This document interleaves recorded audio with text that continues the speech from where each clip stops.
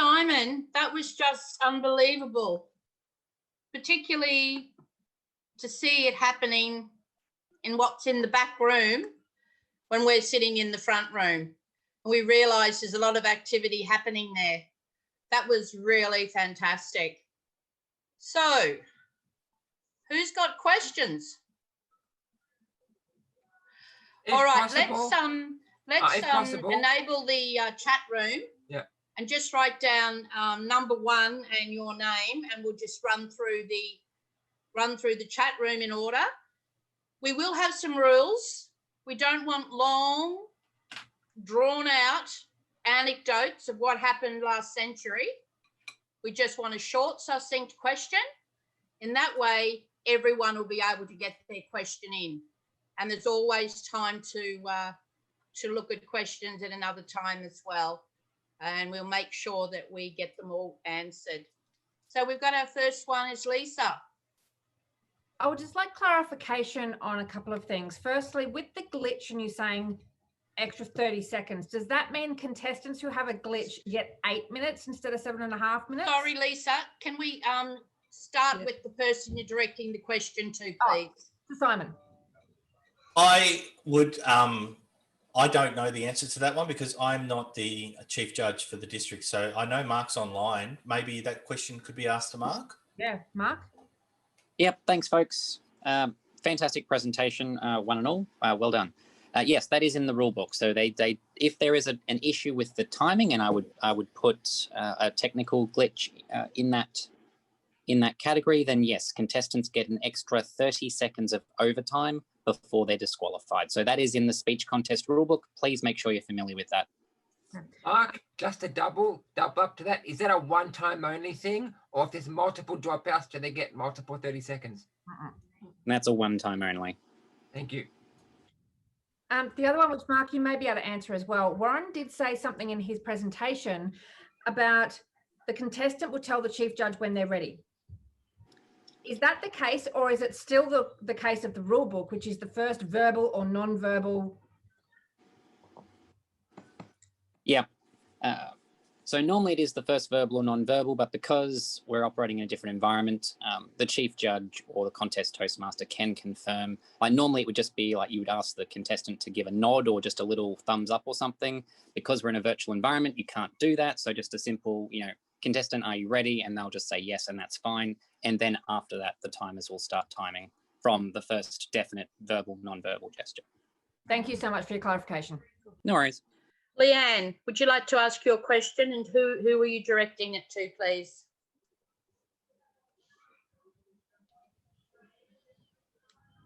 Okay, thank you. Normally what happens when the judges leave the room, it's a debrief, but if all the judges are now going one by one into a tally counters room and then going back into the main room, what happens about a debrief for judges?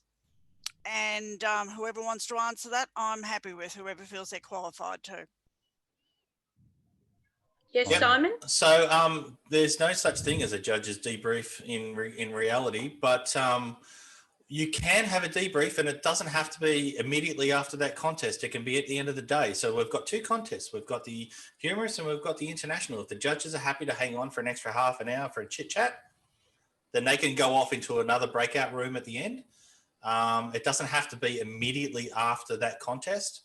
And there's nothing in the rule books that says you have to attend a debrief. Yes, from experience, sometimes you've got novice judges and they might do something not quite precise. A debrief or an evaluation is an excellent learning experience. So it could be done shortly thereafter, just like a briefing session should be done as close as possible to the contest. The debrief should be done as close as possible. Thank you, Leanne. That was a great question. Liz, would you like to direct your question to your choice of personnel? Well, I'll address it to Simon, thanks. Are the judges going to be named Judge 1, 2, and 3, or if they're going to be put into a breakout room, is that necessary? So no, they won't be named. They won't be renamed because they are anonymous. We all know that judges are to remain anonymous where practicable. Immediately, as soon as they put their hand up with their tally for the first contest, we all know who the judges are. But the problem is the judges need to be able to cast their votes. Now, if you choose to keep the judges in the main room to cast their votes, then they stay silent and they have to then ring the chief judge through their vote. But if you want it to be done on Zoom, it has to go into a breakout room because you can't have the judges vote in the main room. Is that clear, Liz?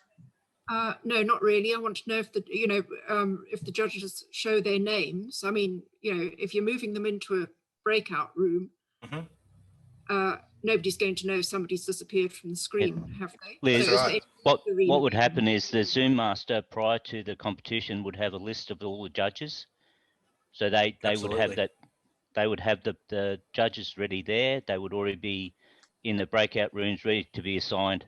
So as soon as the competition is over, so whoever Zoom master hits the breakout room, and they all leave at the one time. Exactly. So to answer your question, Liz, the Zoom master knows everything as much as the chief judge. They have to know who the judges are. They have to know who the tiebreaker is. They have to know who all the officials are. So, for example, if there is a tiebreak, now we didn't really discuss this about the tiebreak. If there is a tiebreak required, then they have to go in and cast their vote in front of the tally counters and the chief judge as well. And they don't attend the briefing and they don't go into the judge's main room for when they're tallying their counts because they are separate to themselves. So you only pull them in if required. So you work really closely with your chief judge. Now, that can happen either via private messaging inside the Zoom or telephone calls. Or I know, for example, when Alana was doing her final district council meeting, she was taking phone calls through that because she had to. She was communicating with Pam, who was parliamentarian. Text messages and phone calls, you can do that offline. So you don't have to do it in the Zoom. So, yeah. Hopefully that makes a little bit more sense. And as Lisa said, that relationship between the Zoom master and the chief judge is absolutely critical. And mind you, the chief judge knows who the judges are as well, because you check that they're there before you start the contest. Diane, who are you directing your question to, please? I'm happy for Simon or Mark to answer that. Can you repeat the question, please, Diane? The chat's pretty long. It's just, do you have one or two sergeant-at-arms go into the judge's room, breakout room? There's no sergeant-at-arms required to go into any breakout rooms. So the judges, before they cast their ballot with the tally counters, are all in the room together so they can be chit-chatting. No, the chief judge is in there until they're ready. But doesn't the And the chief Zoom judge go to the tally room?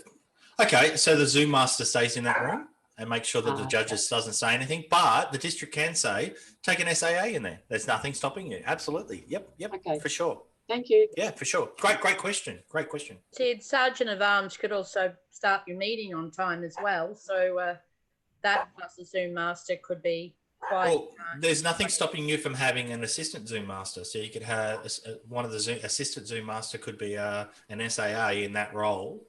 So the Zoom master can dart in and out wherever they need to be. And if they need a physical body in that room so the judges don't talk, which I really highly doubt they would, but hey, if you want to do that, then allocate an assistant Zoom master or an SAA for that room, for sure. Thank you. Thank you, Diane. Simon Rolfe, your question and who you'd like to answer it, please. A quick question about the timing cards. I guess, Lisa, in the first instance, I noticed that you had the words like green, amber and red written on each of the cards. But I was just wondering, the word green was written in green. I was wondering how that works, because if it's to identify that it's green for people who can't see green, does writing the word in green actually still work? Or should the actual, should the words be written in black, so it's black on white, so it's not going to be affected for the colorblind people? Lisa? I'll let Simon answer that question. Thanks. There are official colours done by Toastmasters International, and I would say that we should use the official Toastmasters International ones. But yes, Simon, you are right. They are green, they are yellow, and they are red. I am colorblind and I can tell the difference. It may not be the same as everybody because there are different types of colorblindness. That would be a question that you would probably send off for clarification from the district trio.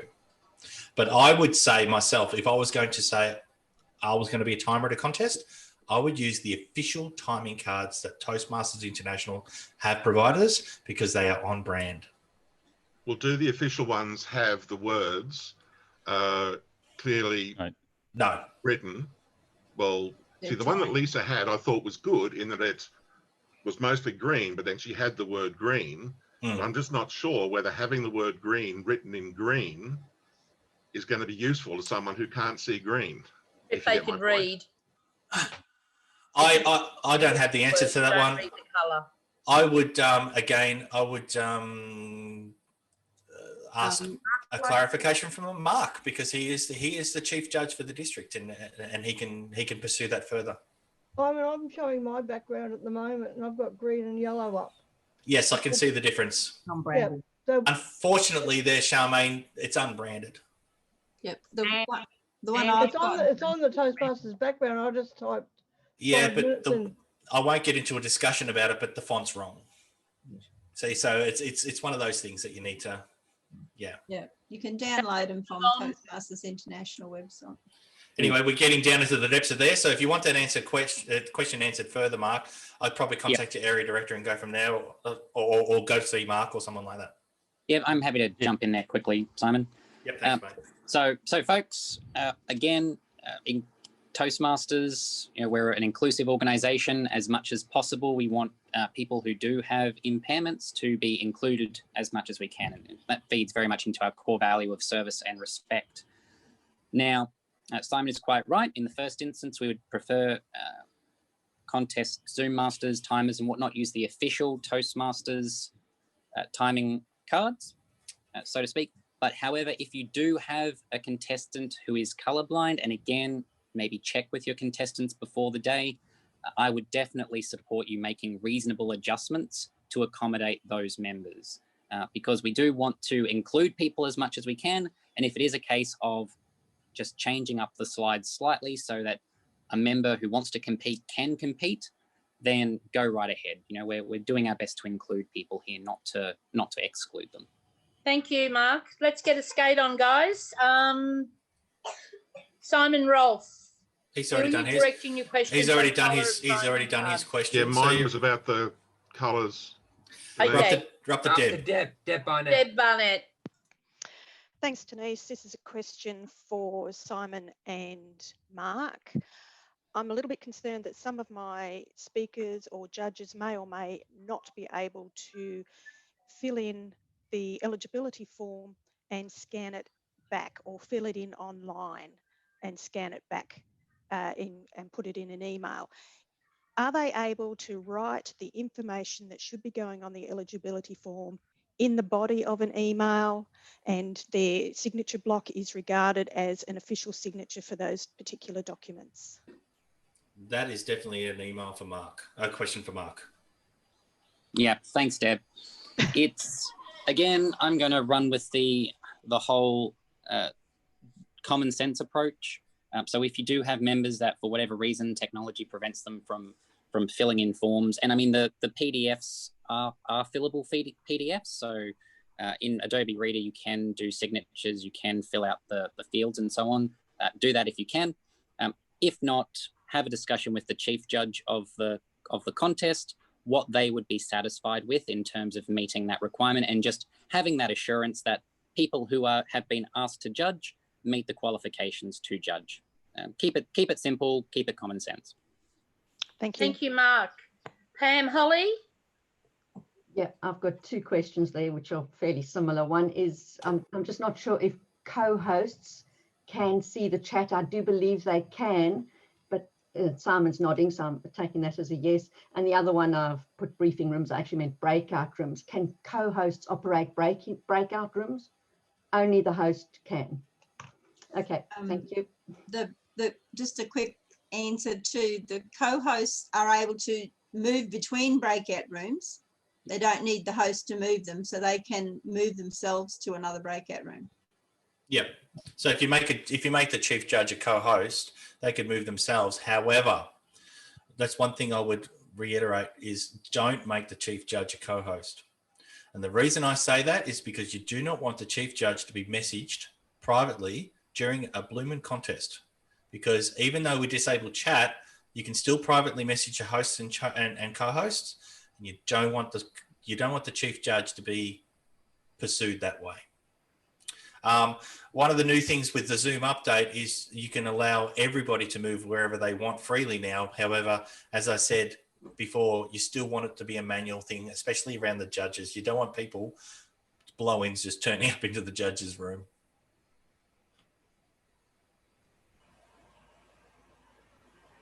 Denise, you're still on mute. I think we've answered your question, Rosie. If not, we can talk about that later. And Pam's second question's been asked. Yep. Charmaine, you're asking about a malfunction with the timing. Who should the timer let know? So if there is a malfunction of the timing, there will be two timers. So you'll have the total time.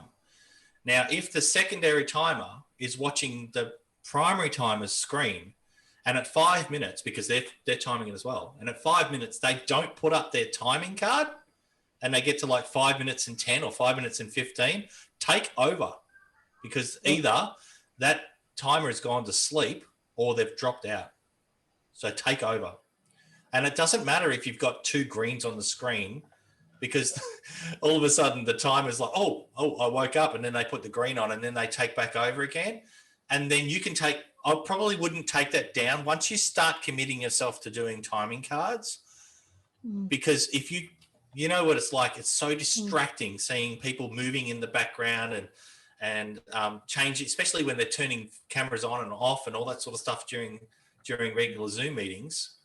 I would say if you take over that timing of the secondary timing position, stick with it till the end of that particular speaker and then reassess for the next speaker.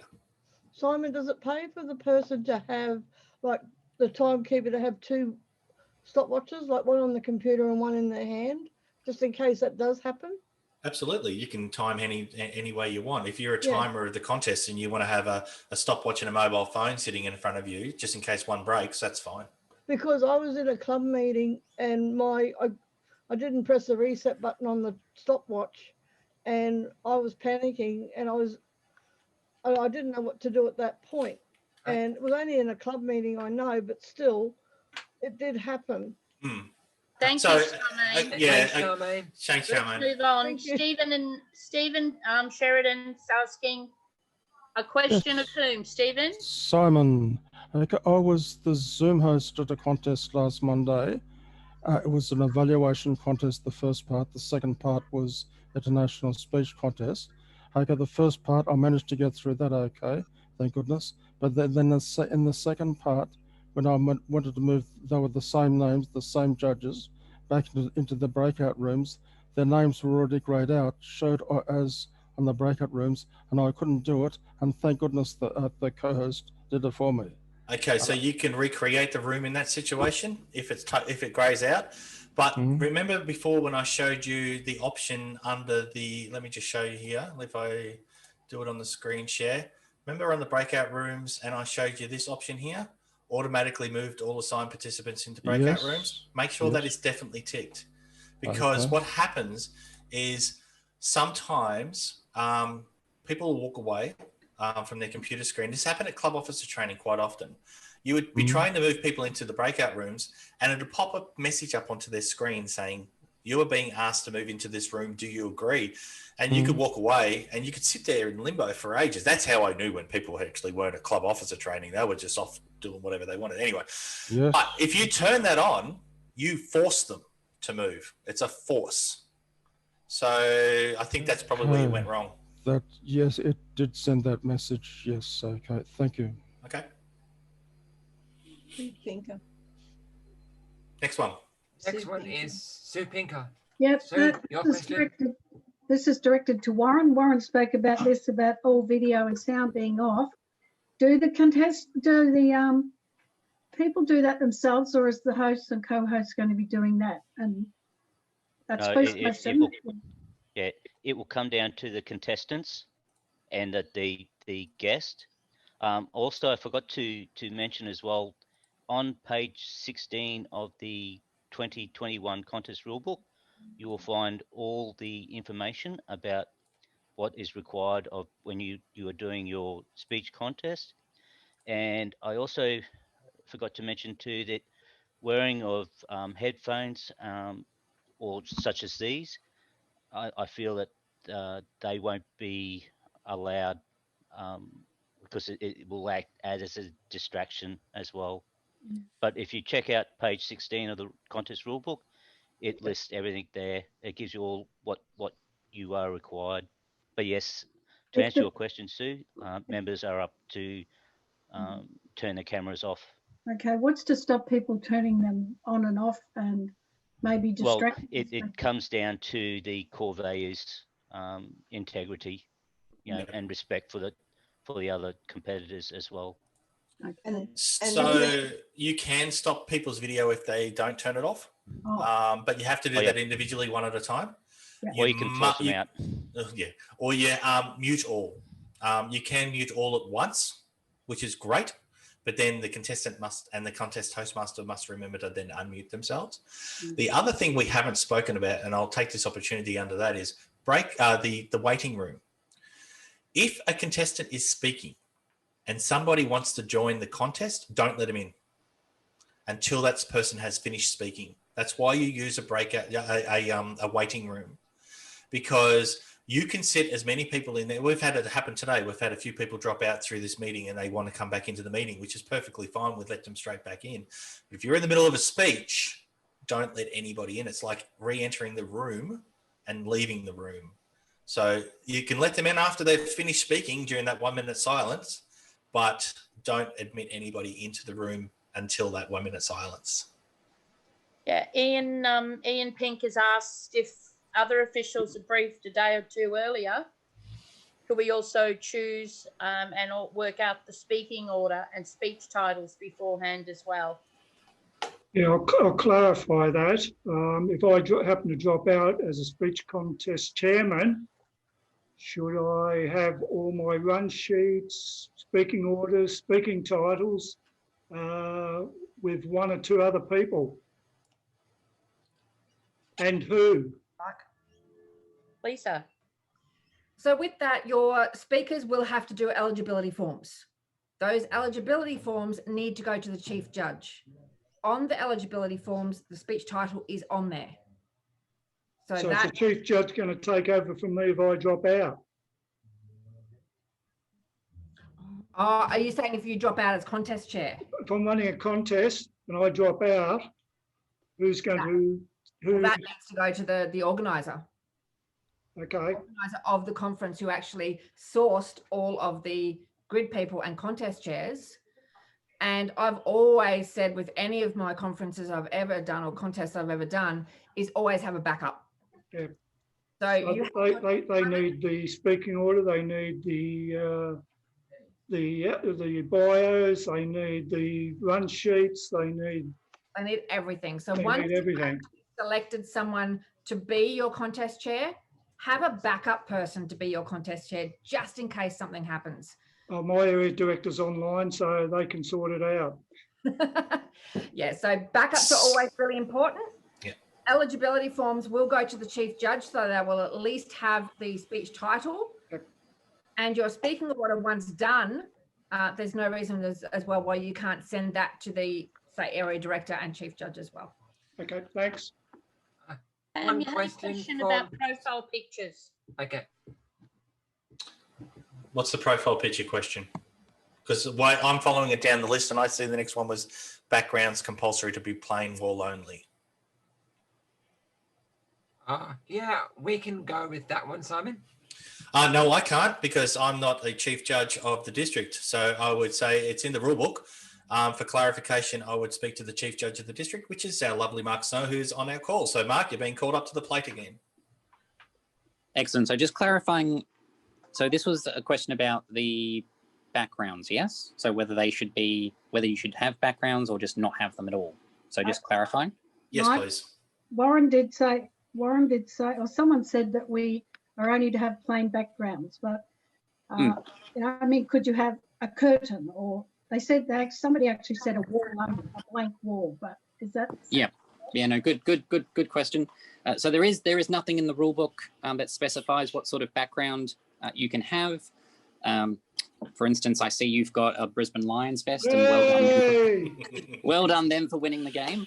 But in coming back to the rule book ever so briefly, so there is no rule against what your background is. It's really about doing what's best for the contestants. So if you do have a background, as I think it was Simon or Warren said, it will interfere with your gestures because of the way the backgrounds work.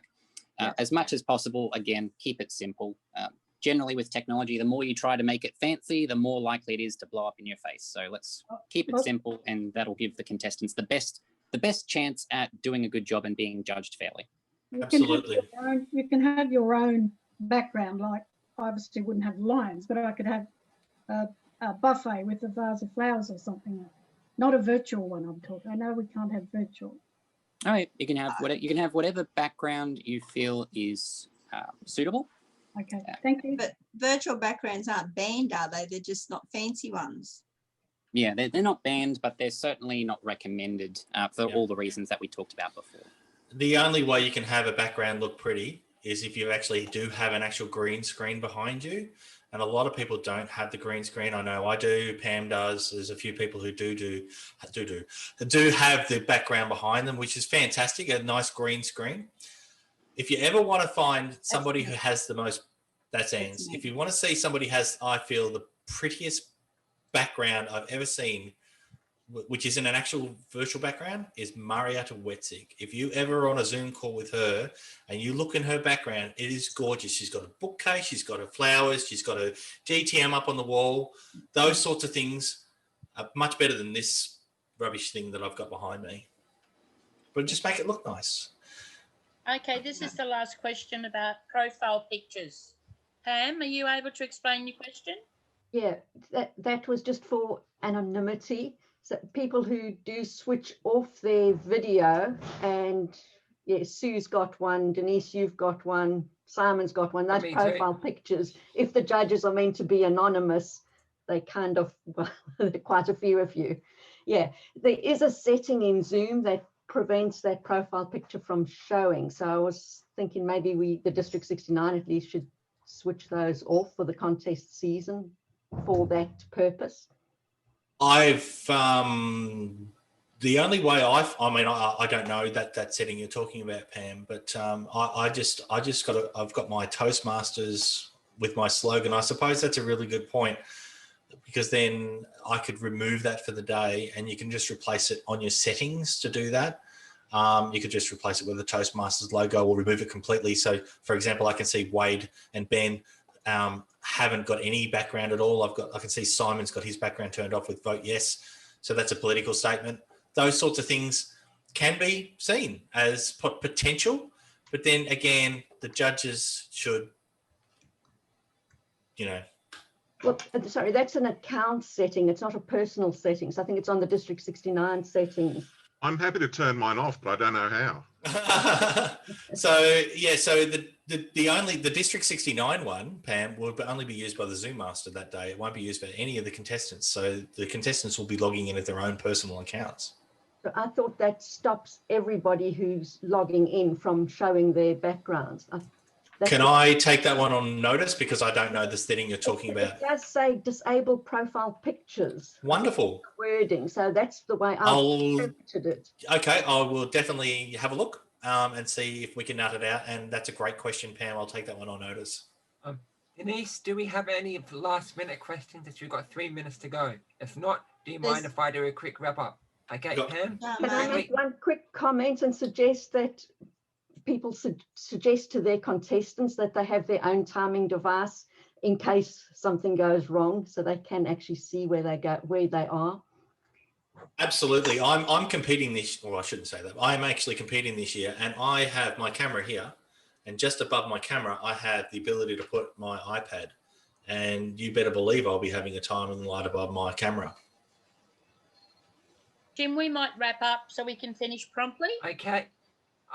Firstly, I would like to thank our 4 presenters, which were Anne, Simon, Warren, and Lisa. They all 4 did fantastic work.